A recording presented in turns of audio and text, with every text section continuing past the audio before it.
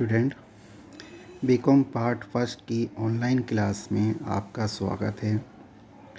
मैं AQ Chishti, assistant professor ABST, ANF के second paper business statistics पर आपको व्याख्यान दे रहा हूँ। प्रिय विद्यार्थियों, स्टैटिस्टिक्स यानी सांख्यिकी के बारे में आपने अपनी पूर्व की कक्षाओं में भी अध्ययन किया है। आज के इस व्याख्यान में हम सांख्यिकी का अर्थ, परिभाषा एवं प्रकृति के बारे में जानेंगे। सांख्यिकी समंकों की गणना का विज्ञान है। हम हमारे दैनिक जीवन में न्यूज़पेपर, टीवी आदि पर देश व दुनिया की सामाजिक आर्थिक गतिविधियों से संबंधित ऐसी सूचनाएं देखने को मिलती हैं जिनमें आंकड़ों या यूं कहें समंकों का प्रयोग किया जाता है, जैसे जनसंख्या के आंकड़े, बेरोजगारी, औद्योगिक उत्पादन, सार्वजनिक आय व्यय आदि। हम सभी तक ये सूचनाएं पहुंचने से पूर्व व्यक्तियों, संस्थाओं द्वारा ये सूचनाएं संग्रहित अथवा कलेक्ट की जाती हैं।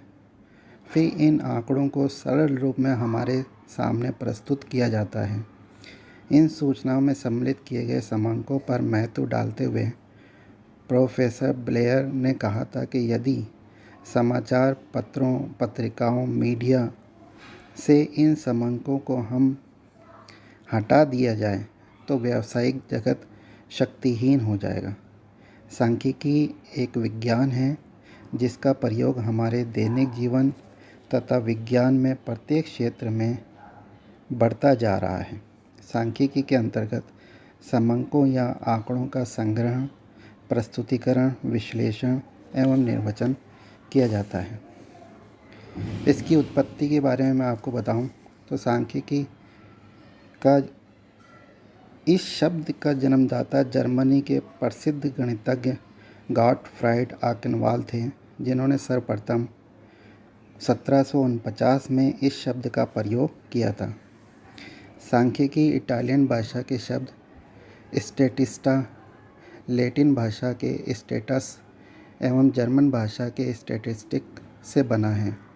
हमारे देश में भी आंकड़ों को एकत्रित करने के संबंध में कौटिल्य व मैग्नेथिस आदि में प्रमाण प्राप्त हुए हैं। प्रारंभ में ये विषय राज्य के संबंध में आंकड़े व जानकारी एकत्रित करने तक सीमित था। मुगल काल में भी समंकों के संग्रहण के संबंध में तुस्के बाबरी और आईना अकबरी में उल्लेख मिलता है। 18वीं शताब्दी में कुछ गणितज्ञों ने महत्वपूर्ण सिद्धांतों का प्रतिपादन किया, जिससे इसका प्रयोग आर्थिक व व्यावसायिक जगत में होने लगा। धीरे धीरे इसका प्रयोग विस्तृत होता जा रहा है और इसे संख्याओं के विज्ञान के रूप में जाना जा रहा है। आज ये विज्ञान केवल राजा महाराजाओं की बपौती नहीं, वरन आर्थिक, सामाजिक सभी शास्त्रों की आधारशिला है। सांख्यिकी को समझने के लिए इसकी परिभाषाओं का अध्ययन करना भी बेहद आवश्यक है। इसकी परिभाषाओं को विभिन्न विद्वानों ने एकवचन व बहुवचन के रूप में परिभाषित किया है। बहुवचन के संबंध में सांख्यिकी को समंक के रूप में देखा जाता है। एकवचन के रूप में इसका तात्पर्य सांख्यिकी की विधियों से है।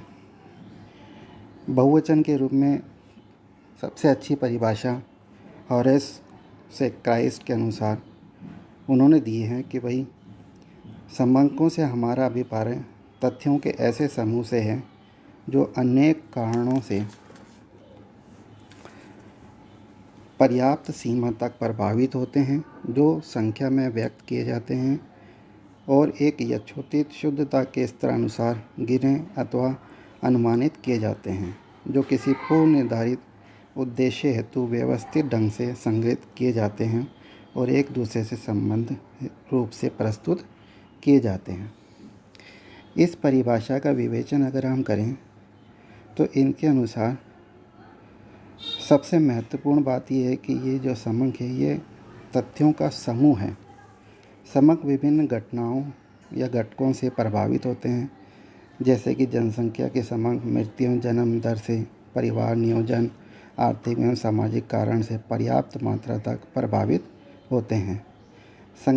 समंकों का संख्याओं में होना आवश्यक है। गुणात्मक तथ्य समंक नहीं कहलाते।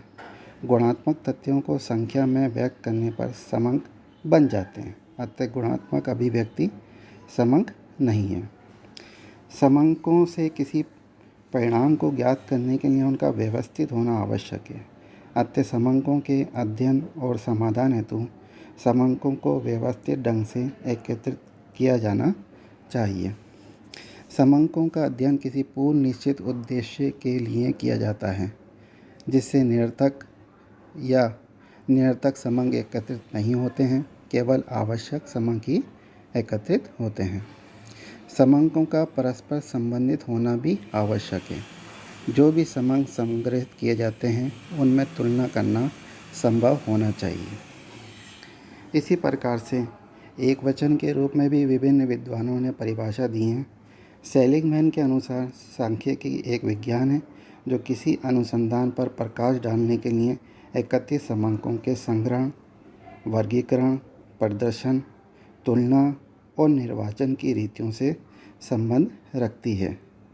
इस आधार पर हम ये कह सकते हैं कि सांख्यिकी का जो अर्थ है, इस रूप में किसी विशिष्ट उद्देश्य के लिए समंकों को एकत्रित करना, उनको प्रस्तुत करना, उनका विश्लेषण करना तथा पर्याप्त परिणामों का निर्वचन कर उचित निर्णय लेना ही हम ये कह सकते हैं कि सांख्यिकी है। आज के दौर में सांख्यिकी को एक वैज्ञानिक विधि माना जाता है, जिसमें समंकों का संकलन किया जाता है, उनका प्रस्तुतिकरण, विश्लेषण, निर्वचन आदि किया जाता है। सांख्यिकी को समझने के लिए हमें इन चारों चरणों को समझना भी आवश्यक है। समंकों के संकलन से अभिप्राय किसी पूर्व निश्चित उद्देश्य से तथ्यों के संग्रहण से है। ये संग्रहण प्राथमिक व द्वितीय स्रोतों के माध्यम से जुटाए जाते हैं। ये आंकड़े वास्तविक एवं अनुमानित दोनों होते हैं। इन आंकड़ों के संग्रहण में शुद्धता का ध्यान रखना जाना अति आवश्यक है।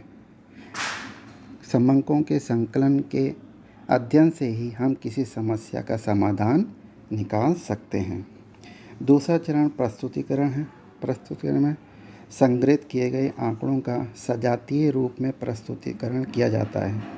इसमें संग्रहित तथ्यों का वर्गीकरण करने के पश्चात सारणीयन, चित्रों एवं रेखा चित्रों में प्रदर्शन शामिल है तथा समंक इससे हमारे जो समंक हैं वो प्रभावशाली बन जाते हैं तथा प्रत्येक व्यक्ति के लिए इनको समझना आसान हो जाता है।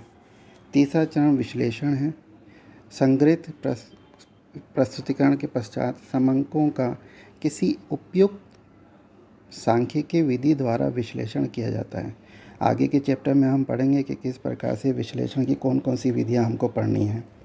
विश्लेषण की विभिन्न विधियां हैं जो हमारे जो समस्या है उसकी प्रकृति एवं अनुसंधान के उद्देश्यों पर आधारित होती है।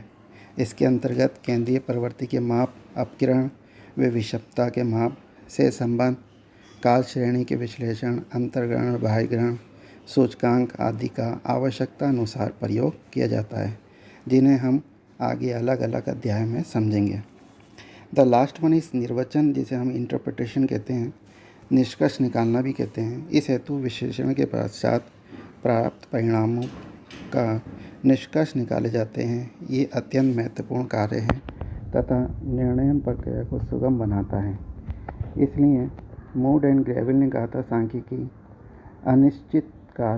अनिश्चितता की परिस्थितियों में निर्णय लेने के लिए उपकरण प्रदान करता है। निर्वचन द्वारा परिणामों को सरल शब्दों में व्यक्त किया जाता है, जिसका उपयोगकर्ता समझने में उनको आसानी होती है।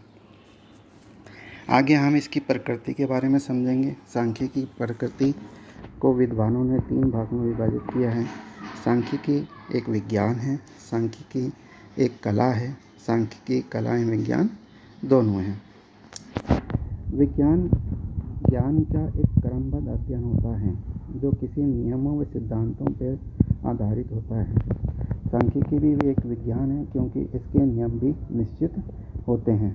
सांख्यिकी में समांकों का संकलन करना, उनका विश्लेषण करना तथा प्राप्त जो भी परिणाम है उनका संबंध, कारण और परिणाम का संबंध बताते हुए निर्वचन किया जाता है। इसमें भूतकाल व वर्तमान के तथ्यों के आधार पर भविष्य के संबंध में पूर्वानुमान लगाए जाते हैं।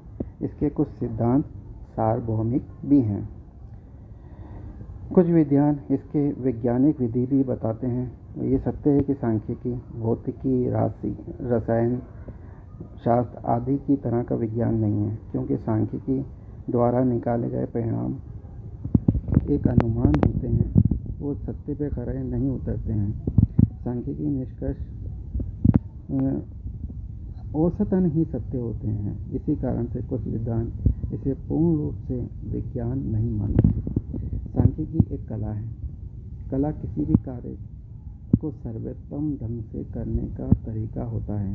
इस तरीके से सांख्यिकी एक कला है, क्योंकि सांख्यिकी में जो समस्याओं के समाधान के लिए अलग अलग सांख्यिकी विधियां एवं नियमों का प्रयोग किया जाता है। इसके प्रयोग के लिए सांख्यिकी में विशेष निपुणता, अनुभव की आवश्यकता होती है। इस कारण से सांख्यिकी एक विज्ञान भी है।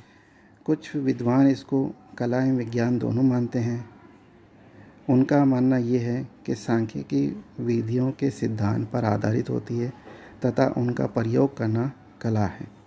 श्री टिपेट ने इसी आधार पर कहा है कि सांख्यिकी कला एवं विज्ञान दोनों हैं।